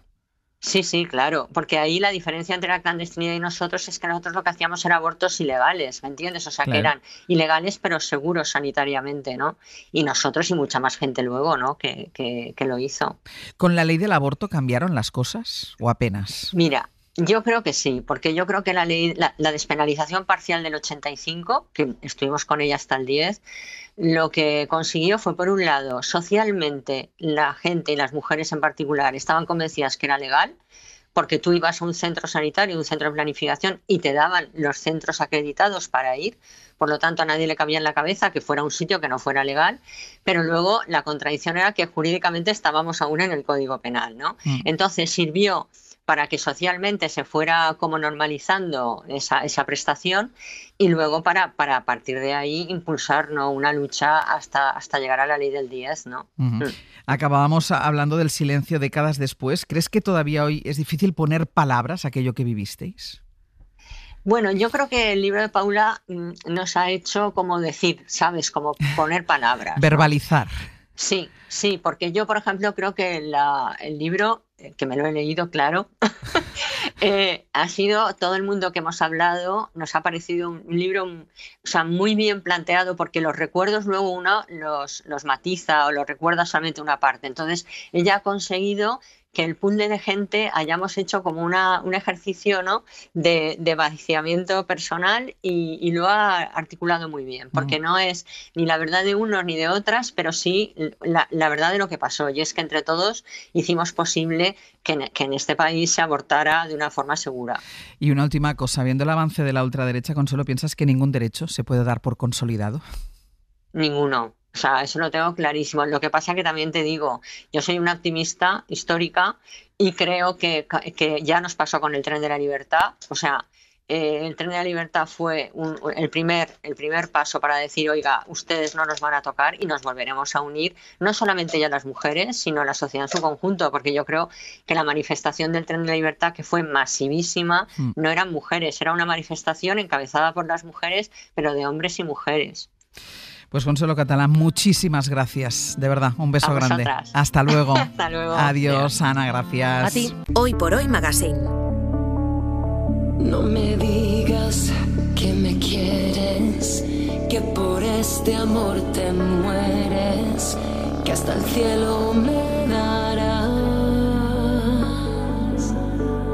Ser Podcast. Si es verdad que tú... Ahora que de casi todo hace ya 20 años, nuestra invitada de esta mañana viene a contarnos lo hecho y cantado durante 2 décadas sobre los escenarios desde sus primeras canciones. Y es por ti, por lo que yo quiero vivir. A temas como este. Tú eres la tristeza de mis ojos, que lloran en silencio por tu amor. O indudablemente este otro, uno de los más populares de su carrera. Préstame tus fuerzas, dame tu ternura, déjame decirte que la vida es dura. Quiero que tú sepas que su último single, himno de una de las telenovelas más seguidas en Latinoamérica. Y aunque nos quieran robar nuestros sueños. Y de todo lo que está por hacer, con una gira por delante para celebrar estos 20 años en el escenario, en el que no faltará ni la publicación de un nuevo disco a finales de año, ni la versión de un tema tan emblemático como este. Amor, tranquilo, no te voy a molestar. Mi suerte estaba echada, ya lo sé. Y sé que hay un torrente dando vueltas por tu mente. Sheila Dúrcal, ¿qué tal? Muy buenos días. Buenos días, qué bonito recorrido. 20 años, claro. Es que se dice pronto. 20 años, como decía el tango, no son nada o han dado para más de lo que tú habías imaginado cuando empezaste esto. Yo creo que de las dos. No son nada porque me queda mucho por hacer, ¿no? Esta mente creativa que tengo yo y la música, que el entretenimiento que da para tanto. Pero a la vez ha sido muy rápido. Como un suspiro. Como un suspiro, efectivamente, pero me hace mucha ilusión el poder compartir día a día con vosotros, con mis admiradores, con los admiradores de mi madre. Ahora cuando te escuchas en este recorrido, ¿ves tu evolución? Claro, por supuesto, de esa voz de niña tan chiquitita y luego ya más curtida, ¿no? Es como un buen vino.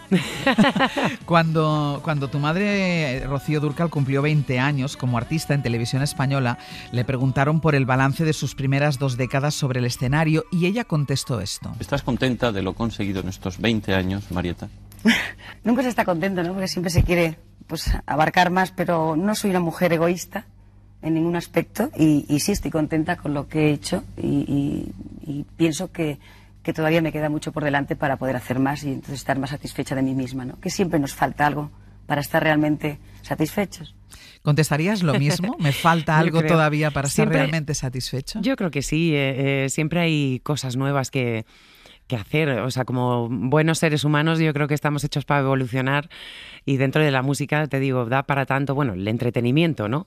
Ahora es una maravilla poder estar en estos 20 plus años, como digo yo, que van corriendo, preparando esa película de mi madre, por ejemplo, esa biopic, y es un proyecto que nunca imaginé que iba a estar haciendo con mi hermana, con mi familia, ¿no? Yo creo que es algo muy bonito poder llegar a este punto, ¿no? Y escucharla tan madura ya y luego todo lo que hizo después. Claro, y además seguramente si te dieras por satisfecha, pues a lo mejor ya, pues adiós. ¿no? Yo creo que, mira, y mi madre siempre me decía cuando voy a salir a cantar en directo, siempre siento esas mariposas en el estómago y me dicen, ay, ¿te pones nerviosa todavía? Digo, por supuesto, digo, es que si no sientes eso, mi madre me decía, si ya no sientes esas mariposas es que ya no te interesa lo que estás haciendo, ¿no? ¿Tú recuerdas la primera vez que pensaste, quiero ser cantante?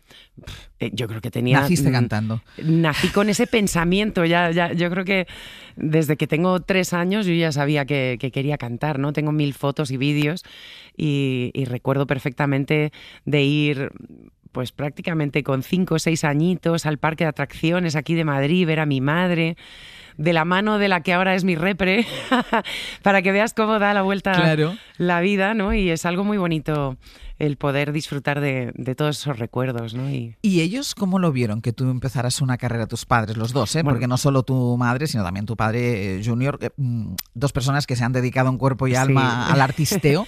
¿Cómo lo vieron? Porque es verdad que hay hijos de muchas familias de artistas que dicen, no, porque yo no quiero que pase por lo mismo que nosotros. ¿Ellos qué decían? Mi madre no decía mucho, me dejaba crecer, ¿no? Cuando era más pequeñita, tal. Mi padre era el que me decía, tienes que terminar de estudiar. Cuando termines COU ya vemos si te dedicas a... Y yo daba R que R, nunca paré. Y luego ya cuando cumplí 17 años, que casualmente inicié en televisión, en una serie de televisión, como actriz, y bueno, pues paré después de esa serie. Yo pensaba que me iba a sonar el teléfono, iba a suceder muchas cosas, y ese teléfono no sonaba, ¿no? Y ahí fue cuando mi madre ya me agarró del moño y me dijo, vente para acá, porque claro, 17 añines, yo salía con mis amigos, todo, ¿no? Lo normal que hace un joven.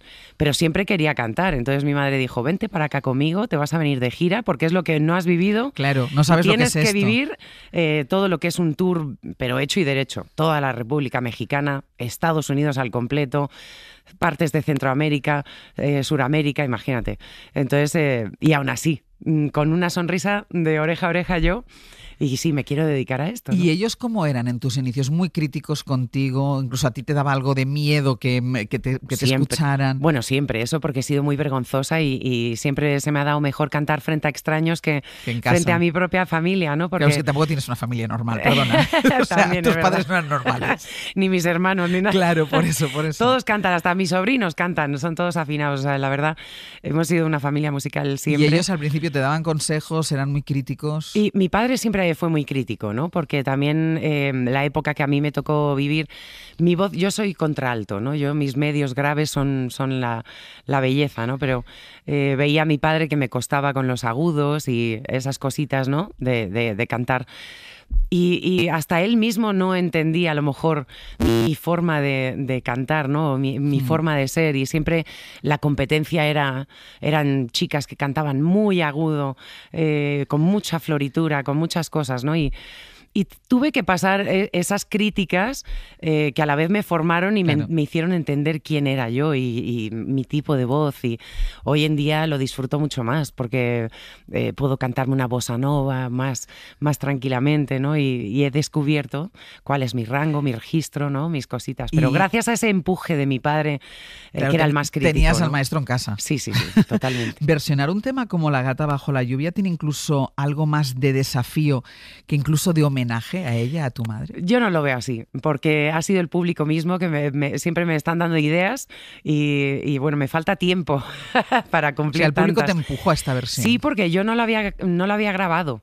Era una canción que siempre incluía en mis shows en directo, dentro de un popurrí maravilloso, todo, pero era una canción que no había grabado. Obviamente Amor Eterno la grabé, ¿no? Era una canción que tenía que grabar, ¿no? Y he hecho mis otras canciones inéditas también, gracias a maravillosos amigos compositores que han dedicado a mi madre por esa ausencia que ya no la tengo conmigo, como ese Vuélvete la luna, ¿no? Que hemos disfrutado y que fue un éxito aquí en España. Pero yo creo que el llegar a este punto de, oye, y La gata, que la han versionado tantos artistas últimamente, ¿no? Y bueno, son geniales las versiones, porque Ana Mena, por ejemplo, que la escuché también en directo en el We Think, fue algo maravilloso, el poder ver cómo las nuevas generaciones, y siempre lo he dicho, mi madre pasaba de generación en generación, y poder ver esas nuevas generaciones, o Ángela Aguilar, que es hija del gran Pepe Aguilar en México, que hizo esa versión con Steve Aoki. Entonces, si todo el mundo la versiona, ¿por qué no voy a hacerlo yo? Pues venga, voy a hacer una para celebrar estos 20 años como regalo a mis admiradores, a toda esa gente que ha querido también a mi madre y que la quiere y la tiene presente, y para festejar, ¿no? Y celebrar esta gira de 20 aniversario aquí en España, ¿no? Mira, escuchábamos en la presentación la versión que tú has hecho de esta canción. Todo el mundo recuerda a tu madre icónica cantando una canción. Pero no es para canción. comparar, esa es mi propia versión. Mira, pues nosotros los hemos juntado. Amor, lo nuestro solo fue casualidad. La misma hora, el mismo bulevar. No temas, no hay cuidado, no te culpo del pasado. Ya ves, la vida es así. Tú te vas y yo me quedo aquí. Lloverá y ya no seré tú. ¿Te costó dar con la tecla? Yo creo que... La tecla es la de uno mismo, yo soy así. Yo creo que, claro, cuando uno lo hace con amor, con cariño, desde lo más profundo de tu corazón, y lo haces así con esa libertad y esas ganas de pasarlo bien en la vida, porque la vida es muy gris a veces. Y creo que nos hace falta más alegrías. A veces no, casi siempre. Casi siempre, por eso te digo que quería hacer una versión, a pesar de que es triste esta canción, ¿no? Sí. Cómo nos llama el amor y desamor. Sí. Pero quería hacer una versión muy 2025, más modernita, más alegre, que refleje ahora el estado anímico en el que estoy, ¿no? Un poco. Hay una canción que es Vuélvete la luna, que es una canción creada en homenaje a ella, y hay una de las estrofas que tú dices, son tus ojos por los que veo. ¿De alguna manera ella sigue estando en todo lo que hace? Por supuesto, siempre. No soy quien soy por ella. Siento que está conmigo siempre, constantemente. Y está genial, porque no me siento sola. Tengo a mi compi siempre conmigo. Y un homenaje a tu madre que con el tiempo, y tú decías, va a tener una película documental. ¿Estás en eso ahora? Estamos en eso, mi hermana y yo, muy involucradas con un súper productor de Hollywood que se llama Dean Altit. Maravilloso, porque hemos dado con una gente muy especial que quieren de verdad plasmar no solamente ella como artista, que yo creo que todo el mundo la hemos podido disfrutar gracias a muchos vídeos y el que ha sido afortunado de verla en directo, ¿no? Pero poder contar quién era Marieta, ¿no? Que perciban esa persona, la forma, la esencia que ella de su ser, porque es que era tan especial, la gente que la ha conocido era un ser de luz tan bonito y tan real y honesto y humilde. Tan entregada, ¿no? Y resiliente. Muchas palabras. Tú ahora vives aquí en Madrid, pero has estado en Estados Unidos y en México, que son dos países muy importantes para ti y para tu carrera. Sí. Ayer eres una estrella de la música, has cantado en la Casa Blanca para George Bush, has sido actriz en las grandes telenovelas latinoamericanas. Yo no sabía si querías verme. Tú querías aguantando como yo. ¿Tú crees que esos años de tanta popularidad allí te ha impedido tener más presencia aquí en España? Bueno, yo creo que es diferente, ¿no? Porque empezando por el tamaño, somos más chiquitines. Siempre fue un sueño para mí poder ir a lo que es el mercado americano del entretenimiento. Siempre soñé con eso. Crecí en un colegio americano, con esa cultura también parte de mí, ¿no? Y el mundo del entretenimiento de allí es maravilloso. Entonces yo creo que me enfoqué siempre en... O sea, empezaste pensando en ese mercado, en ese mundo. En Estados Unidos, de hecho, inicié pensando en cantar en inglés solamente. Y porque era mi día a día, era mi vida, ¿no? Y luego fui... descubriéndome, también va uno cumpliendo años y vas descubriendo tus raíces, de dónde vienes, y el ser real a uno mismo, ¿no? A la persona que eres. Y soy una mezcla de cosas, o sea, soy española, pero soy filipina, pero soy americana, pero también tengo el corazón mexicano. Entonces, digo, ¿cómo hago para abarcar todo, ¿no? Entonces, siempre tengo proyectos y cosas que quiero cumplir, ¿no? Pero sí, el mercado regional mexicano, tan amplio que es, en los Estados Unidos, es enorme y son los que... por donde fui, ¿no? Por donde me llevó la vida y la carrera, ¿no? Pero el venir aquí, a España, a mi tierra, 20 años más tarde de que inicié mi carrera en México, y poder compartirles el mariachi, que lo disfruten tanto, no sabes la alegría que me da. Claro, eso te voy a preguntarte, y volver a casa, volver a establecerte aquí, ¿por qué? No es, o sea, establecerme, a ver, vivo en un avión. Eso también es verdad. Prácticamente. Pero básicamente... tenía necesidad de estar cerca de mi familia, de mi gente. Tenía, pues es mucho que abarcar allí en los Estados Unidos y lo que es Latinoamérica y lo que es México, ¿no? Pero tenía España pendiente y digo, no me sentía a gusto conmigo, no me sentía como completa y necesito este triángulo entero para sentirme... Le faltaba un vértice al triángulo. Sí, efectivamente. Entonces yo creo que el volver ahora a mi tierra y justo 20 años, ¿no? Y celebrarlo con mi sangre, con mi España querida. Tu carrera ha tenido un marcado estilo ranchero, pero también ha sonado con aires distintos, con canciones más pop, duetos con David Bustamante, con canciones como esta, que acaba un disco de platino. Y ahora te veo de cuando en cuando, no me he olvidado de ti. O una versión de Every Breath You Take de Police, cantada junto a tu hermana Carmen. Every breath you take, every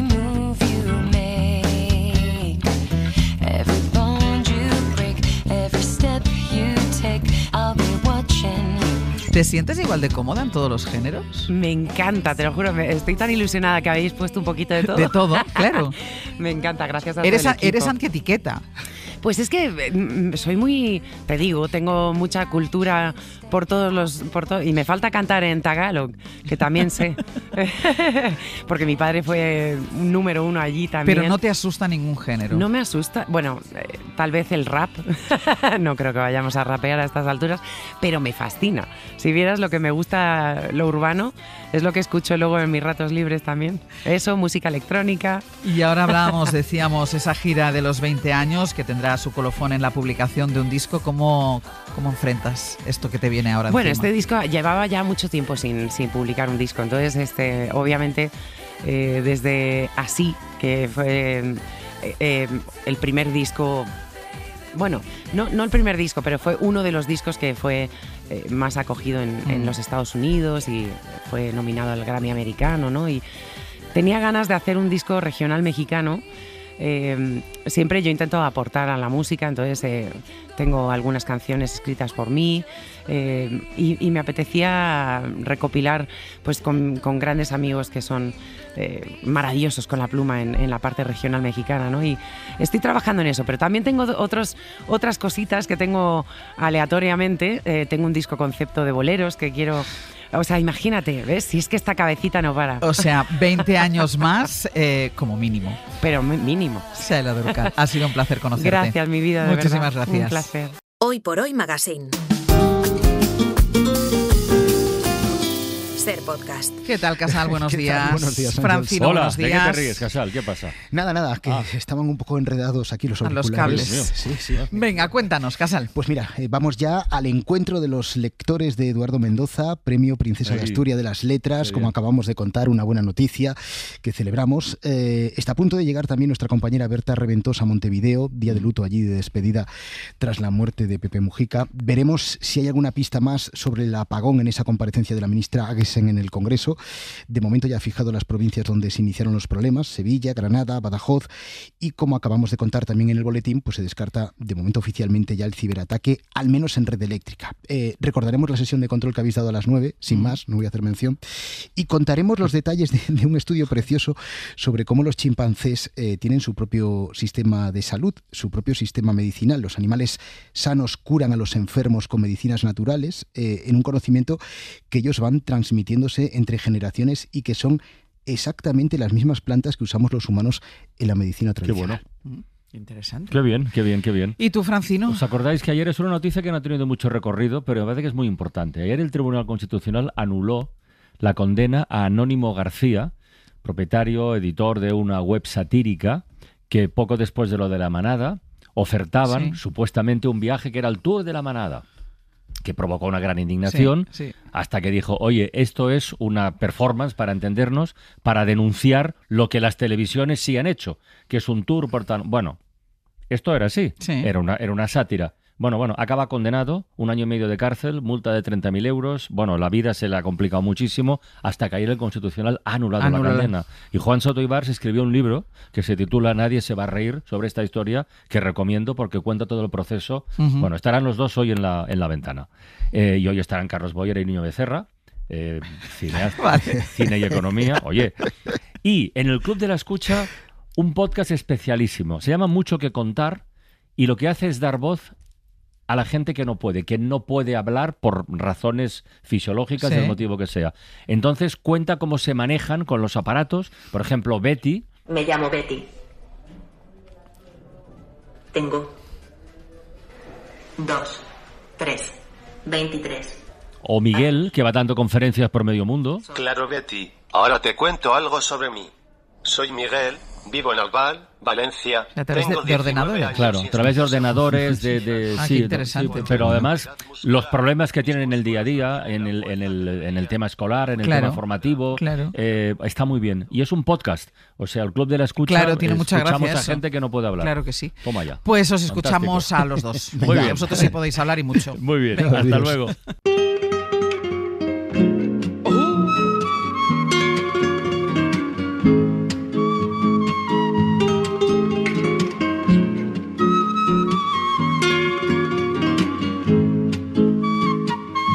Buscando a Lupita, voy camino de México. Dicen que es tan bonita, voy buscando su amor. A ver, ¿de qué queréis hablar en el cierre del programa hoy? Pues es que ha habido una filtración. Ah, se ha filtrado otra, quieres decir otra filtración. Una más importante. Más importante todavía. que los WhatsApps. Sí, sí. Que no es tontería eso, ¿eh? No. Es que resulta que Eva Cruz había un tema que se lo contó a Pascual Donate para En que confidencia. no lo supiera nadie más y sobre todo para que no llegase a oídos de Sergio Castro. Y ha llegado. Y ¿Cuál? ha llegado no solo a oídos Pero de en este Sergio caso Castro, sabemos quién es el filtrador, evidentemente. Sí, sí, Pascual Donate. Que por eso Solo podía ser Pascual Donate. Le digo yo No se revelan a las Pascual fuentes. Donate. Es un miserable. Solo había dos interlocutores Ay, como los sí, WhatsApp de Sánchez y claro. Ábalos. Ay, Pascual, te voy a contar una cosa, pero no se la cuentes a Sergio, porque si esto llega a oídos de Sergio, Sergio, él que lleva ya se está relamiendo. Claro, lleva tomándome el pelo con una cosa que es falsa. No. Desde hace No como lo prueba. 4 tu actitud años. Ahora, de nuevo, claro. Y bueno, el caso es que yo tengo ahora una perra nueva, que es pequeñita, y nos la regalaron con un nombre, y entonces el nombre, bueno, no nos termina de convencer, y habíamos pensado llamarla Lupita. Lleva con nosotros 2 semanas y a lo mejor le cambiamos el nombre a Lupita. Y entonces esto a Sergio Pero le ¿y ahora parece cómo fatal. se llama? Se llama Samba. Pero ella debe responder a Samba. Sí, responde a Samba, pero responde a cualquier cosa. Es muy pequeñita, es muy cachorra. Eva, pero ¿tú crees que estás Pero- en disposición de que un perro te haga caso después de 2 semanas en tu casa a cambiarle el nombre? Bueno, a ver, es un experimento. Yo no estoy Pero nada. esta historia no está bien contada, como No. casi nunca. A ver, es que lo Sergio, que tú vas a contar, por favor. ¿no lo vas a contar bien? Tiene la palabra Sergio Claro, Castro. Ella es propietaria De otro perro. dueña de otro perro, que ya tiene mucho 5 años. bagaje en la familia, que se llamaba Flaco, No es que verdad. pasó a llamarse Connor, que luego le No, quisieron no, se poner llamó Potter primero. Potter. Connor es el nombre Luego- actual. Luego quisiera Flaco, luego Connor. El perro está desquiciadísimo. Y ha venido una por hermana. alusiones. Ha Un venido, momento, ya yo te daré la palabra. ha venido una Como hermana veredicto, esto es como veredicto. que Aquí se en el programa de llamaba, la tele. que se llamaba Samba. Caso cerrado. Y ahora Lupita. Y pasado mañana, México lindo. Claro. La gata bajo la lluvia. Claro, entonces están los perros en esa casa que. No, ¿Por alusiones? Por Eva Cruz? alusiones. Barajábamos nombres antes de que el perro llegara a no, pero el casa. perro cuando llega, ¿cómo se llama? El perro no tenía nombre Se llama cuando llegó a Potter. casa. No. O le pusisteis Potter. Le pusisteis Potter. Pero cuando lo vimos que tenía otra cara. Pero, No, pero ese era un quiero nombre decir- que llamaba barajábamos Potter. antes de conocer Pero a en, la llamaba en Potter. casa se le refirió como No, Potter. Sí, durante- eso nunca Eva, llegó a estás su faltando a la Estancia verdad. larga. No estoy faltando a la ¿Por verdad. cuántos Sergio perros Sergio hay? Castro vive en mi casa. Hay 2 perros y 15 nombres. Menudo lío. Este es el tema. Eva, algo nos sobra. 2 perros y 15 nombres. Tú llegaste a mandar fotos de ese perro sentado en un sillón verde y decías, mira qué a gusto está Potter. Sí. Pero tú has hablado con un especialista en perros para preguntar Con César Millán. Para no sé quién es. Sí, el- Un Para, especialista en perros. para preguntar qué pasa si le cambio de nombre al perro. No, No, pero ¿para qué, vamos, verdad? mi experiencia ¿Tú sabes teniendo- lo que cuestan los terapeutas de los perros? Es que le vuelve loco al perro. Tampoco. No. Pero a ver, que la perra está fenomenal. Voy a salir en su defensa, ya que fue culpa mía todo este Claro, embrollo. es que vamos. A ver, en mi pueblo nosotros teníamos una gata llamada Max, que luego acabó llamándose Janetes y perfectamente respondía al nombre Pero de si Janetes. Janetes es tu madre. Por favor. El perro Pero ¿cómo responde le a vas la a poner a actitud. la gata el nombre de tu madre? El perro no sé responde por a la qué, actitud. no sé por qué le dejáis un micrófono. Otro día más, Severino Pues es tu avergonzado. hermano, Sebe. Pero es es tu hermano. Pero tiene No una pienso razón. hablar de este Ni tema. un solo día salen. Pero vosotros, ¿qué La preferís? familia ¿Una Donati. perra que se llame Samba o una perra que se llame No, Lupita? queremos Es una mucho más perra que se bonito, llame Lupita. y que responda al nombre que tiene. Pero sí, Pero ella a mí responde. me gusta más Samba que Lupita. No, a mí me ¿Sí? gusta más Lupita porque tiene una historia. Cuenta el chiste. Pues el chiste es un poco largo de Ay, contar, Dios. no da para las 12. ¿Es bueno? Lo puede contar es mañana, regular, si no. es un chiste clásico de hombre que va a pedir la mano de Lupita y el padre le dice, ¿pero usted cuánto gana? Y dice, 100 pesos. Dice, con eso Lupita no tiene ni para papel higiénico. Entonces vuelve después de haber emigrado, ganando millones. Dice, ¿cuánto ganas? Dice, gano 300 millones a la semana. Dice, con eso Lupita no tiene ni para papel higiénico. Y cuando se encuentra con Lupita le dice, Lupita, cagona. Todo eso es terrible. Madre mía. Mira, Eva, yo creo que podrías Pues hacer... yo, ha contado también el chiste, con acento que llame a la perra como una quiera. lista. gusta Lupita. Puedes hacer una lista de nombres que te gustan y cada semana llamarle de un nombre. Y ya está. No, hombre, cada semana, pobre animal. Bueno, Por al eso, mes. Pero, Pero si ni cada semana ni nunca. Si se llama Samba, se llama Bueno, Samba. pero yo un cambio creo que se puede. Se Sí, Pero con eso el- quién lo dice, ¿qué legislación Gracias dice? a Ellos Claro ya lo han que sí. adoptado. El vademecum de los veterinarios. Si me dices que te vas, pierdo la calma y la conciencia. Si esto fuera otro tiempo, te seguiría hasta la guerra. Pues vamos, Ana, con el último compás. Que es muy Brian Pérez este último compás, porque la canción la ha elegido Brian.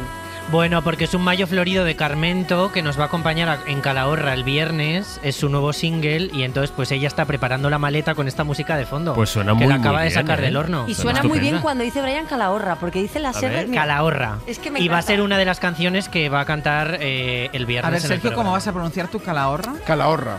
Muy bien, muy Vale, bien. porque El viernes. ¿Cuántos tertulios vienen? ¿quién viene a Tres Calahorra? Don Carlos Sánchez, don Javier Aroca y doña Mariola Urrea. Bien. Urrea. ¿Te Sí. va bien? Me va bien. Urrea, con 2 R's. Vale. Y Mariola también interpretará el Mayo Florido. Urrea. Pues lo haría muy bien con Carmento. Pues mañana en Calahorra. No, mañana no. No. No, el viernes. Mañana viajamos. Bueno, esta mañana, cuando he venido para acá, Casi te traes la maleta. He venido con la duda de si era hoy que tenía que traerme la maleta. Qué mal estamos. Qué mal están las cabezas. Mañana hay que venir con maleta para irnos a Calahorra. Menudo lío. Eso es. Eso. Y para terminar hoy bien, vamos a terminar con Saila Durcal, que celebra 20 años en la música con una gira por España, al que pondrá broche además este año la publicación de un nuevo disco con su versión de uno de los grandes éxitos de su madre, La gata bajo la lluvia, y ella, que lleva 2 décadas pisando escenarios de todo el mundo, nos ha contado esto. Siempre fue un sueño para mí poder ir a lo que es el mercado americano del entretenimiento. Siempre soñé con eso. Crecí en un colegio americano, con esa cultura también parte de mí, ¿no? E inicié pensando en cantar en inglés solamente. Y luego fui descubriéndome, también va uno cumpliendo años y vas descubriendo tus raíces, de dónde vienes, y el ser real a uno mismo, ¿no? A la persona que eres. Y soy una mezcla de cosas, o sea, soy española, pero soy filipina, pero soy americana, pero también tengo el corazón mexicano. Entonces, digo, ¿cómo hago para abarcar todo, ¿no? Entonces, siempre tengo proyectos y cosas que quiero cumplir. No tiene a dónde ir. Pues mañana más, a partir de las 6. Ay, mira. Un gatillo. Llanetes. Bajo la lluvia. ¿Llanetes o llanitos? No, Llanetes, que se llama como la madre de los donates. Ya lo has dicho. Nos vamos, mañana beso, volvemos Llanetes. a partir de las 6. Pongan el despertador. Una rosa flor traigo para dar a quien la quisiera. Es el mismo amor que ha nacido con la primavera. Una rosa flor traigo para dar a quien la quisiera. Es el mismo amor que ha nacido Hoy por hoy. con la primavera. Para no perderte ningún episodio, síguenos en la aplicación o la web de la SER, Podium Podcast o tu plataforma de audio favorita.